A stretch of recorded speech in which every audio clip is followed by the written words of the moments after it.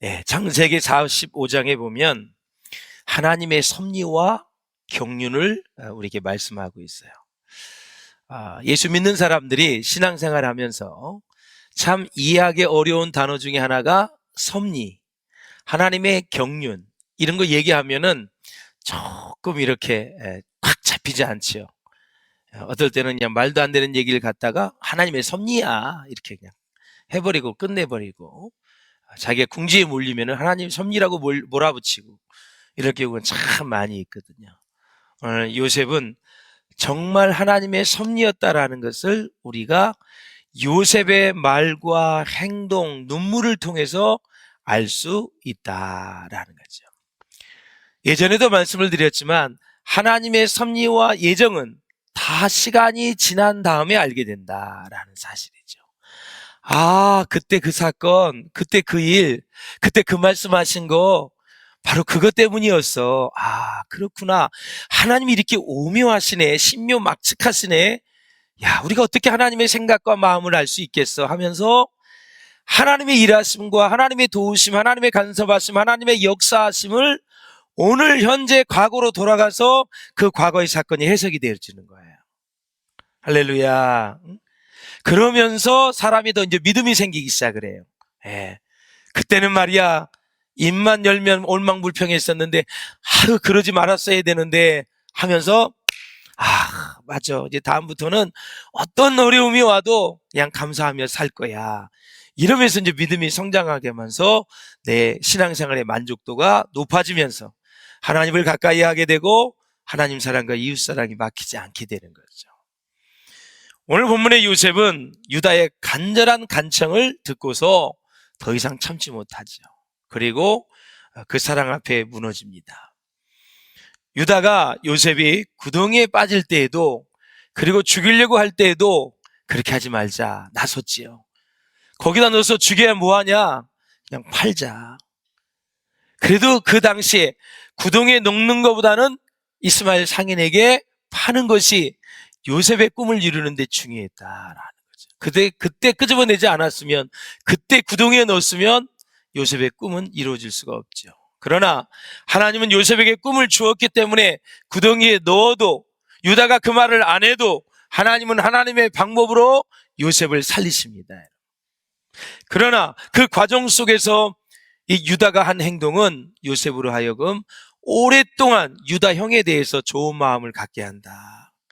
그래도 그때 그 형이 그때 그렇게 나서서 죽이지 말고 팔자 해서 애굽으로 왔고 감옥에 들어갔고 억울한 누명을 쓰고 꿈을 해석하고 바로의 꿈을 해석하고 그래서 이렇게 총리가 되었는데, 총리가 된 시점에서 과거로 회개해서 보니까 하나님의 은혜였고 유다 형에게 고마운 거죠. 오늘 또 본문에도 보면 이전에도 아버지를 데려오겠다, 또 베냐민을 데려오겠다, 형제들을 데려오겠다 하니까 내가 그렇게 하지 못하면 내가 목숨을 내놓겠다. 보고 싶었던 아버지, 그리고 라헬을 통해서 난 자기 베냐민 형제, 배다른 형제들도 다 볼 수 있어서 너무 기쁜 거예요. 여러분, 형제들을 보면 기쁘십니까? 배가 다른 형제를 봐도, 자매를 봐도 기쁘십니까? 기쁘셔야 정상적인 예수 믿는 사람입니다. 저 사람 배 다른 사람이야, 엄마가 달라, 아빠가 달라, 제키지 마시고 다 천하보다 더 귀한 영혼들입니다. 흑인종, 백인종, 황인종 할 것 없이 어떠한 상황에서도 우리는 사랑받기 위해 태어났고 사랑받을 만한 자격이 다 있습니다. 그 근거는 하나님이 우리를 만드셨기 때문에 그렇습니다. 하나님의 형상이 그 안에 있기 때문에 그렇습니다. 그래서 이 요셉이, 그 유다가 그렇게 말을 하니까 막 복받쳐 오르는 거예요. 그래서 진실과 사랑은 이처럼 무서운 힘이 있다라는 사실이에요. 무서운 힘이 있습니다. 요셉은 이제 더 이상 자신의 정체를 숨길 필요가 없게 되었습니다. 여러분, 그러므로 진실이 클라이맥스입니다. 진실이, 사랑이 클라이맥스다. 사랑하는 여러분, 여러분의 진실한 마음이 삶에서 여러분의 인생의 클라이맥스가 될 수 있기를 주의 이름으로 축원합니다. 뭘 많이 얻는 게 여러분 인생의 클라이맥스가 아니에요. 오늘 내가 어떠한 상황에서도 진짜 진실하고 사랑이 막히지 않고 하나님의 놀라운 사랑이 내게 오고 내게 온 사랑을 다시 하나님께 감사할 수 있다면 그 사람은 행복한 사람이에요. 세상과 다 가져도 하나님께 막혀버리고 하나님과 멀리 있고 시편 37편의 주를 멀리하는 자는 망한다 그랬어요. 그러므로 사랑하는 여러분, 우리 마음 가운데 진실한 이 마음이 우리 삶에서 계속 이어진다면 반드시 하나님의 은혜 가운데 승리하는 그런 아름다운 모습이 우리 가운데 펼쳐질 줄로 믿습니다. 이제 요셉은 북받쳐 오르는 이 감정을 더 이상 억제할 수가 없어서 부하들에게 명령합니다. 다 나가라. 다 나갔어요. 그리고 나서 형들 앞에서 방성대국을 합니다.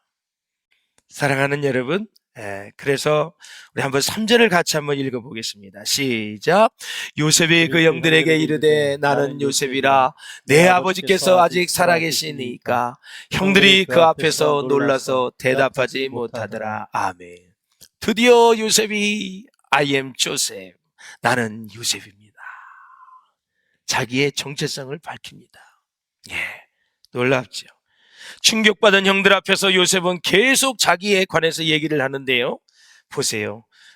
점점 형들이 가슴이 쪼여옵니다. 4절을 한번 읽어보겠습니다. 시작. 요셉이 형들에게 이르되 내게로 가까이 오소서. 그들이 가까이 가니 이르되 나는 당신들의 아우 요셉이니 당신들이 애굽의 판자라. 아멘. 당시에 총리 앞에서는 거의 10m 이상을 앞으로 올 수가 없다 그래요. 거리가 고대 문헌에 보면은 못 오게 하는데 요셉이 지금 형들을 가까이 오게 하라 그래요. 이유가 뭘까요? 요셉이에요. 얼굴 좀 확인해 보세요. 내가 요셉이라고. 그 요셉이 여기 있는데 당신들이 나를 팔았잖아요. 얼마나 놀랬겠어요, 여러분. 얼굴 보니까 진짜 요셉이야. 당신이 애굽의 판자라 그랬어요. 애굽의 판자. 그러니 얼마나 가슴이 여러분 쫄이겠습니까, 여러분. 5절에는 이제 또 기가 막힌 중요한 메시지가 있죠. 5절 한번 보겠습니다. 시작. 당신들이 나를 이곳에 팔았다고 해서 근심하지 마소서. 한탄하지 마소서. 하나님이 생명을 구원하시려고 나를 당신들보다 먼저 보내셨나이다. 아멘.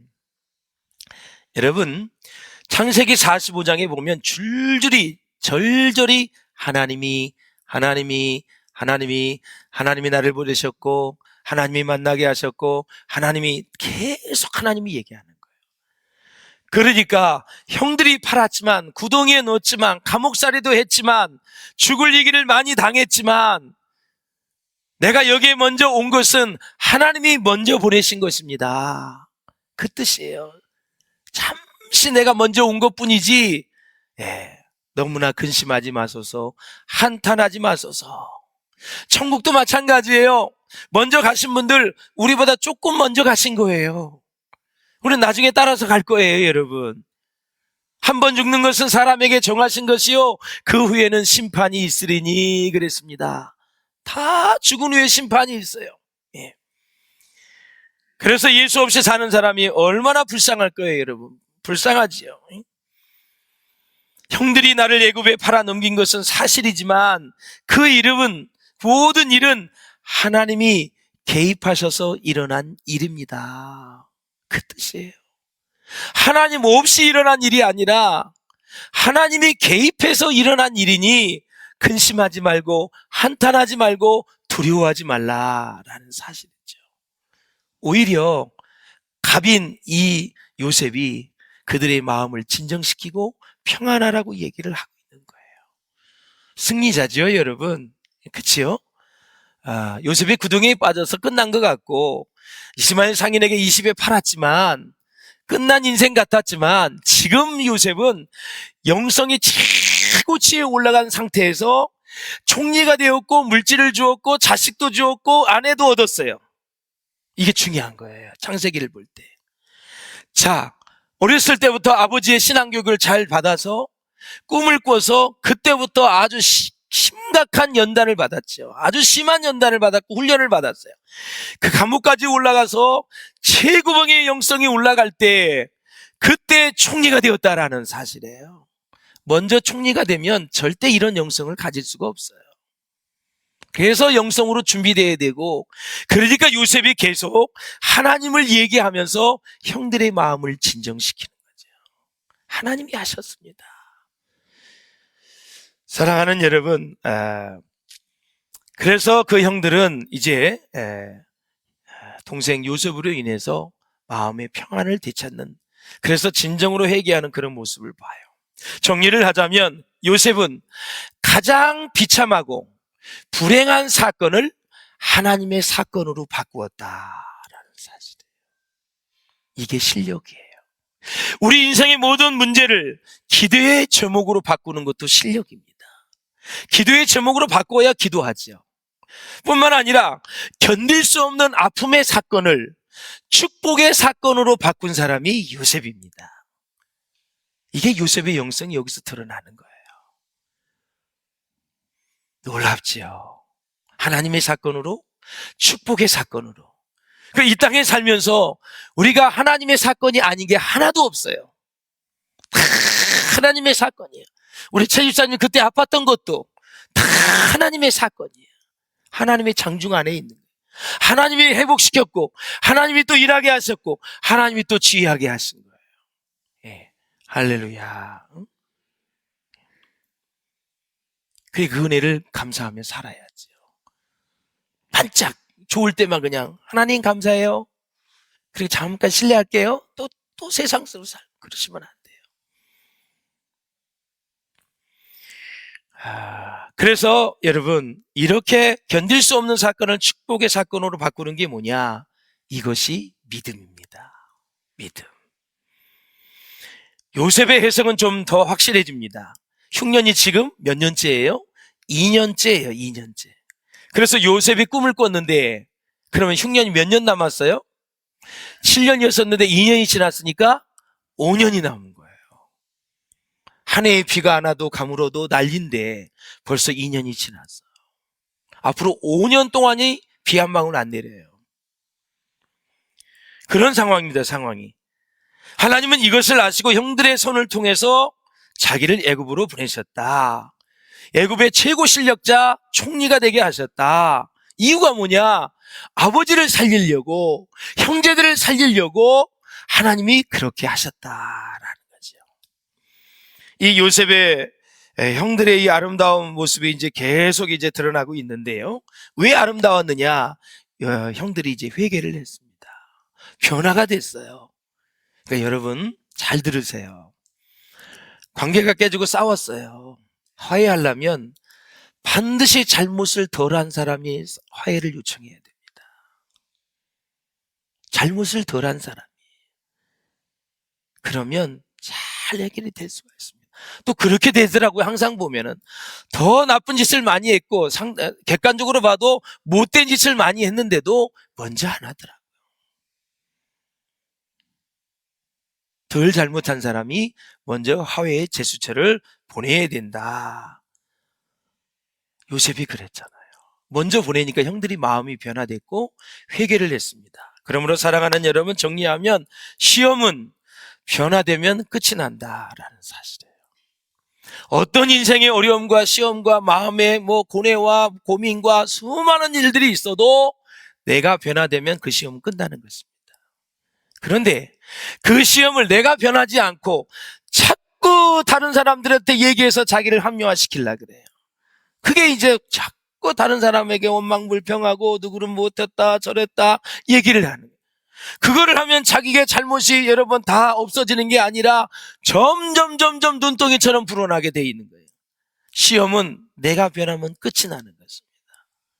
할렐루야. 깔끔합니다. 저와 여러분 그렇게 사셨으면 참 좋겠어요. 할렐루야. 형들이 완전히 변화되었고 이제 요셉도 더 이상 자신의 정체를 숨길 이유가 없어졌다. 참 여기서 참 중요한 것은 눈물이죠. 눈물. 예, 요셉이 통곡의 눈물을 흘린다. 그러니 요셉 자신도 다 치유가 되어지는 모습을 우리가 볼 수가 있어요. 여러분, 눈물은요 상대를 또 치유하는 능력이 있어요. 여러분 순회, 여러분의 가정에 정말 눈물로 하나님 앞에 감사하는 사람이 있으면요, 주위에 있는 사람을 다 치유하게 되는 거예요. 이 물이 더러운 것을 다 깨끗하게 다 여러분 하잖아요.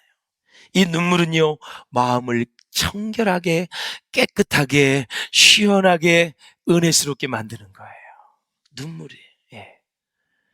여러분들이 신앙생활 하시면서 여러분 눈물로 호소할 수 있기를 주님의 이름으로 축원을 드립니다. 그래서 사랑하는 여러분, 자기 자신뿐만 아니라 상대방에게도 유익을 주는 것이 기도와 눈물이다라는 거죠. 그리고 눈물은 모든 공동체를 풍성하게 만드는 힘이 있어요. 여러분. 할렐루야. 그래서 신앙생활을 하면서 우리가 영적으로 정신적으로 건강한다는 것은 참 중요한 거예요. 예수님은 정말 건강한 영혼이잖아요. 슬플 때 같이 슬퍼하시고 기쁠 때 같이 기뻐하시고 분노를 느낄 때는 노를 바라시고요. 이게 아주 건강한 거거든요. 예, 요셉은 20년 동안이나 다 받은 눈물을 오늘 형들 앞에서 다 쏟아내는 거예요. 쏟아내는 거예요. 예. 자, 이것은 바로 하나님께서 요셉의 심령을 완전하게 치유하시는 과정이다. 하나님 앞에서 많이 우는 인생이 될 수 있기를 주의 이름으로 축원합니다. 사람 앞에서 징징대지 마시고 하나님 앞에 많이 우시면 여러분의 마음을 헤아려 주시고 상처를 치유해 주시고 세임과 능력을 더하여 주실 줄로 믿습니다. 환난 날에 나를 부르라. 내가 너를 건지리니 내가 나를 영화롭게 하리라 그랬습니다. 할렐루야. 히브리서 5장 7절을 한번 보실까요? 시작. 그는 육체에 계실 때 자기를 죽음에서 능히 구원하실 이에게 심한 통곡과 눈물로 간구와 소원을 올렸고 그의 경건하심으로 말미암아 들으심을 얻었느니라. 아멘. 우리도 이런 모습이 있어야 됩니다.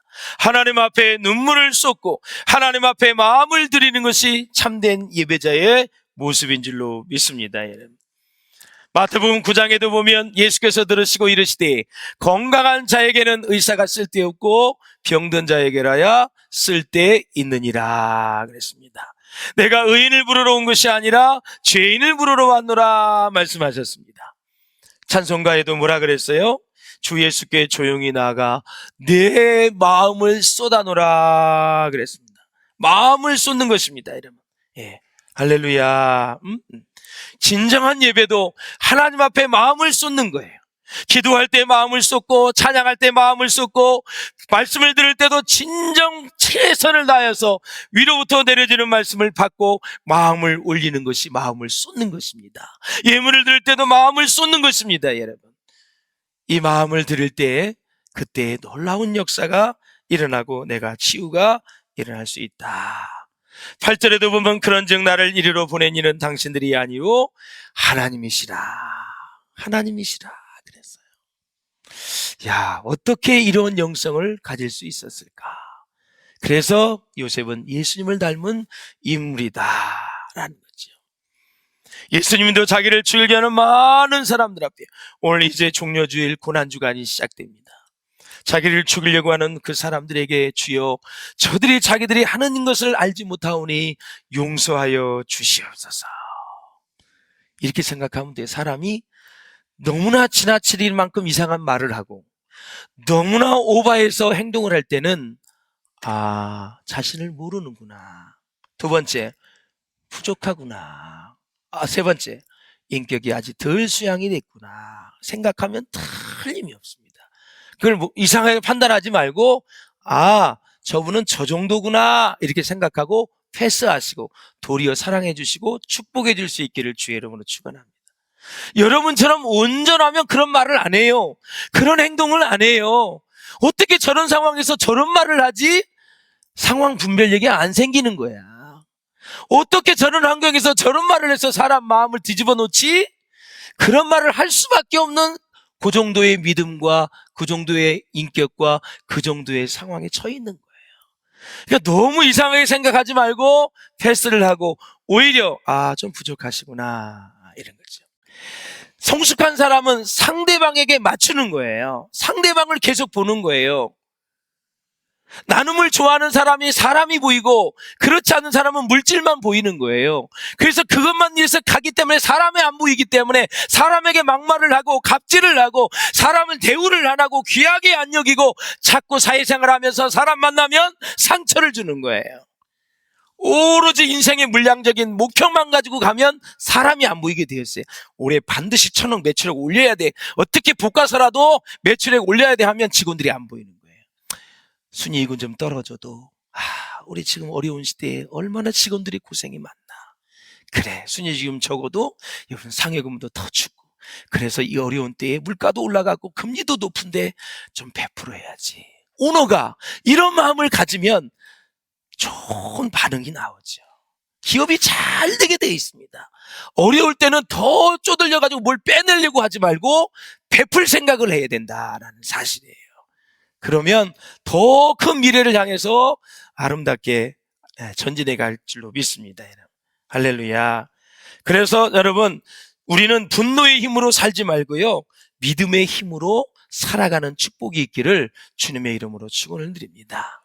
분노의 힘으로 살지 않고 믿음의 힘으로 살아가는 그런 은혜가 있으시기를 바라고, 진정한 복수가 뭐냐? 원수를 살리는 것이 진정한 복이다라는 사실이에요.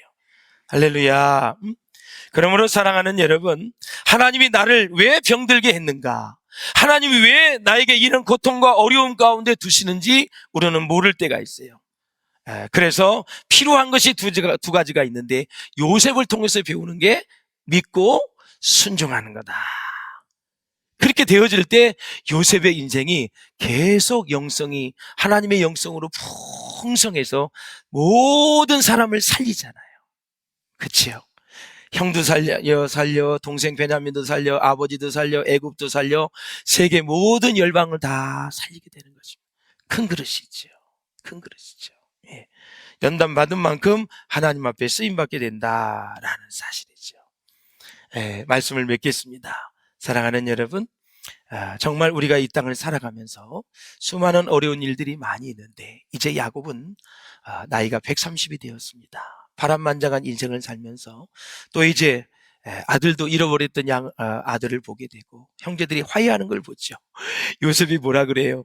자기 형들한테, 아버지한테 갈 때 가면서 다투지 말라 그래요.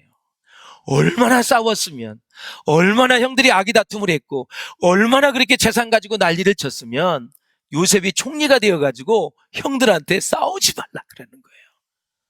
거기에 놀라운 포인트가 있는 거예요. 요셉은 이렇게 여러분 이제 11번째 아들이었지만 출중한 리더십을 가지고 형들을 안고 다 가는 대인배로 하나님이 쓰시는 인물로 그렇게 세워져 갔다라는 사실이에요. 한 주간도 여러분 언젠간 우리는 떠나야 돼요. 언젠가는 이 세상을 떠나야 돼요. 이 세상의 삶은 천국을 준비하는 삶이잖아요. 잘 떠날 준비를 하고 모든 인생을 가볍게 하고 그리고 기쁘게 즐겁게 살아가시는 하루하루가 될 수 있기를 주의 이름으로 축원합니다.